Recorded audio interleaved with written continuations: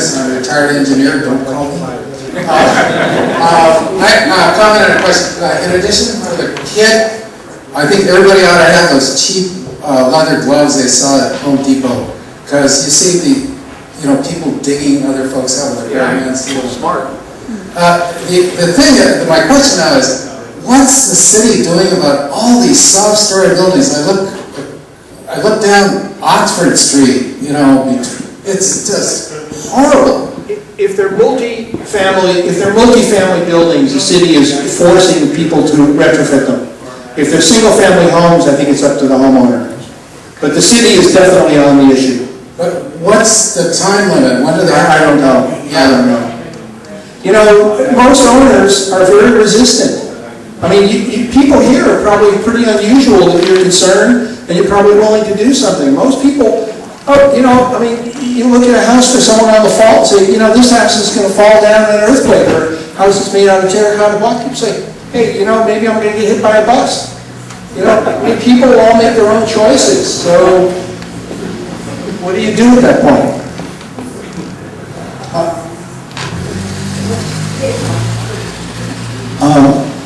My name's Andy Gaines, and I'm a homeowner who had some bolting work done probably in the early 90s. And you've said that the regulations and specifications for those bolts have changed.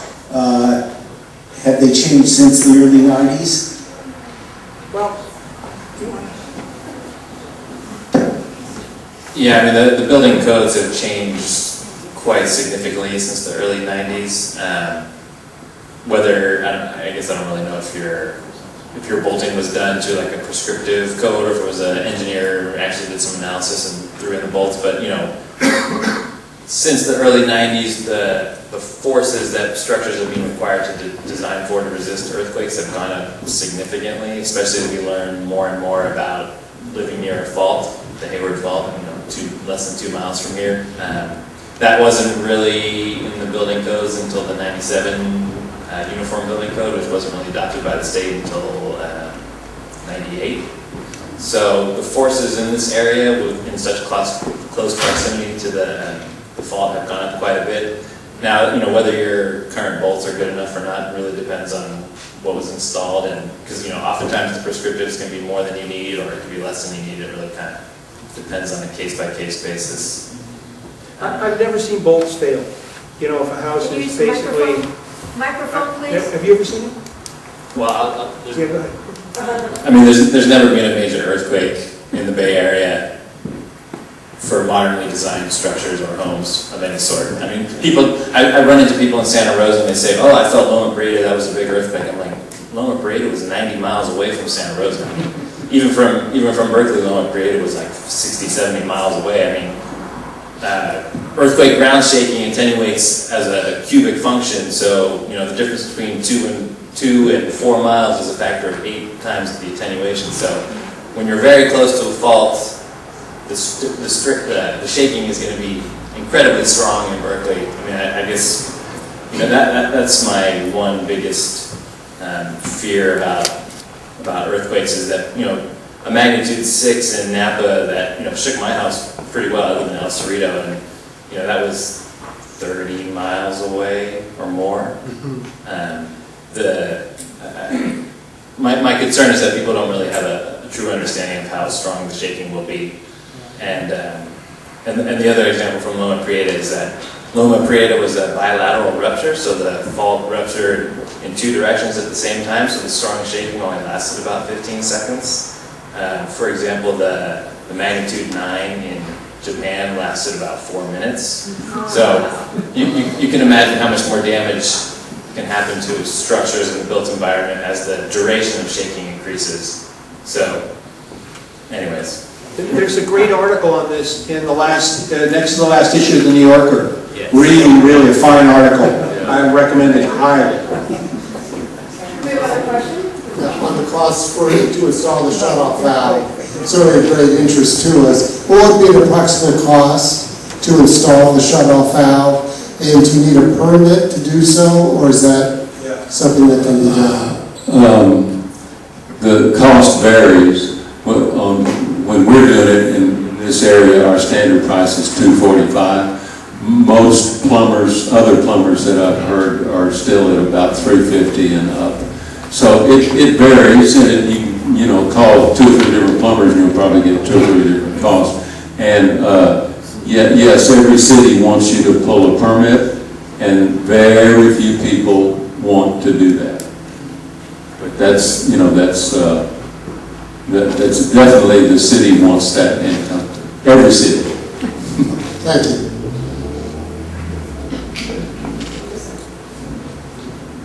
Hi, my name's Dave. I had work done at my house, but can you talk a little bit about piers that go down 18, 20 feet because the soil's really loose, as well as the earthquake brackets that go on the double stud down at the bottom that is like a bolt that goes straight in and then fastens to the double stud? How much they're needed or how much they help? I'm not sure what they're exactly called, but There's a catalog I passed out, is there a picture of it in the yeah, catalog? no, not that kind. I didn't see that in there. You have a different kind that I've never seen before. He's talking about You talking about hold down? Yeah, hold down. I guess that is what you call it. Yeah, well, the structural engineering behind the hold down is that if you have the plywood walls that, you know, Alan talked about earlier, where you're putting plywood on your cripple walls, you know, as the walls get taller and narrower, there's that lateral force creates an overturning. So there's the plywood is resisting the horizontal component of the load, I guess. I'm trying not to get too technical here, and then there's the hold down resists the rigid overturning of that wall. So if you have tall, narrow walls, you really need hold downs to keep that wall from kind of rocking back and forth.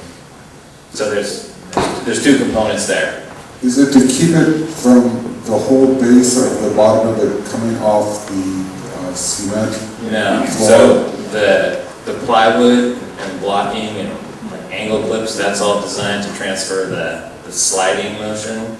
The hold downs are just purely to stop it from rocking. Okay. What about piers? Piers are typically if the soil's bad where your house is, or if you're on a steep hillside and the top of the hill and the hill is sliding downhill, you need piers, and that's really a geotechnical issue. But it does have implications for seismic performance, and those piers should be designed to resist whatever soil loads they're subjected to, but it also needs to be able to resist any earthquake loading coming from your house onto those piers. And that's getting a bit more complicated, the whole deep foundation issue.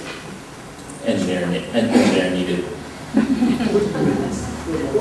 We always use hold downs. I can't think of a job without hold downs. It just doesn't, you're there, you're bolting, you've got the hardware there, you've got the tools, use hold downs. It's just a hold down is a wonderful tool to make the house stronger. So we just always use it.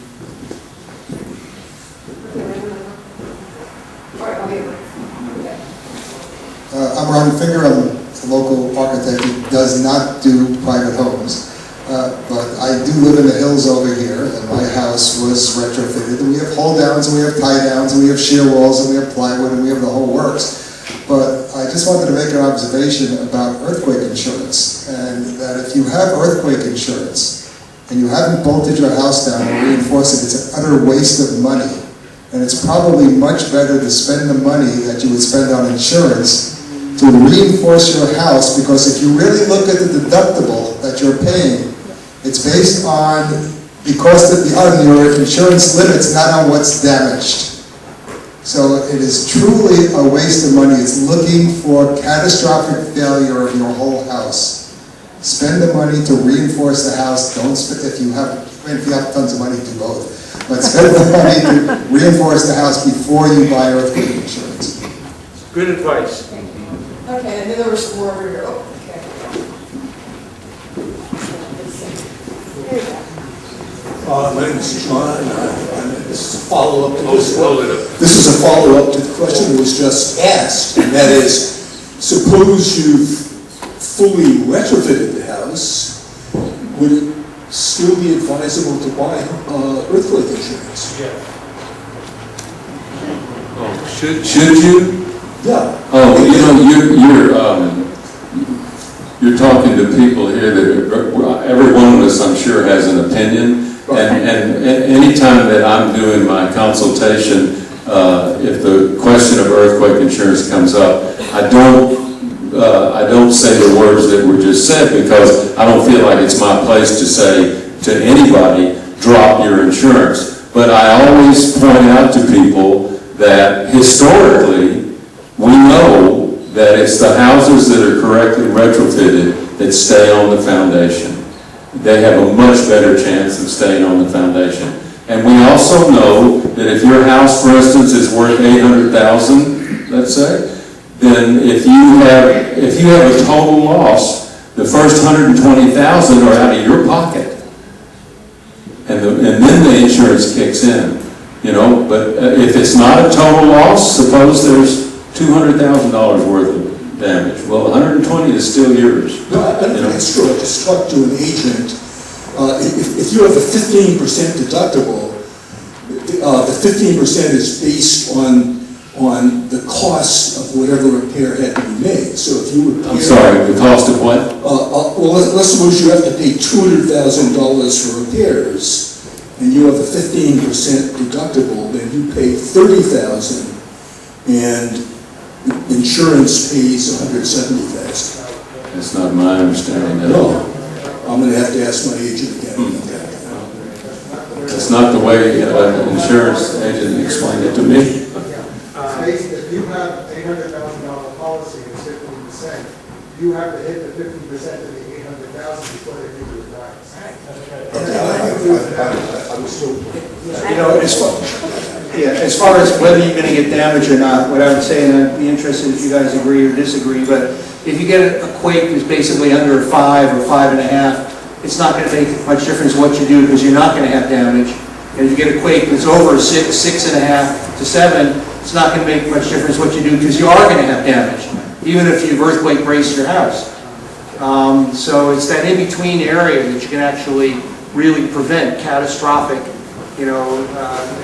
catastrophic damage.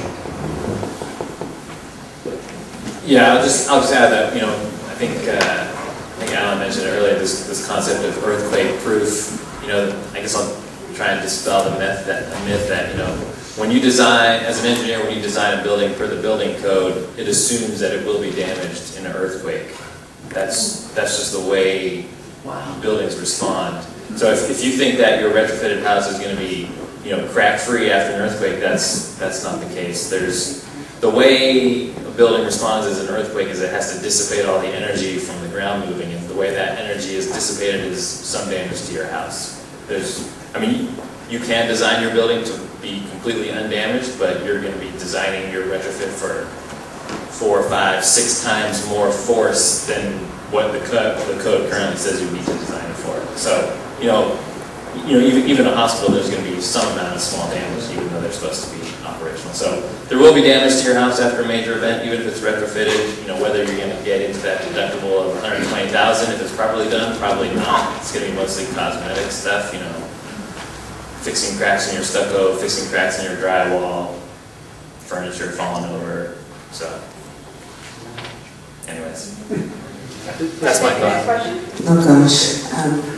Yeah, I'm Jocelyn, and there's 3 houses that have the same thing that I have, and I think it's considered a split level, where there's a few steps that go up to a bedroom that's over a garage. Is that considered a soft story underneath? The garage part, that is? Yeah.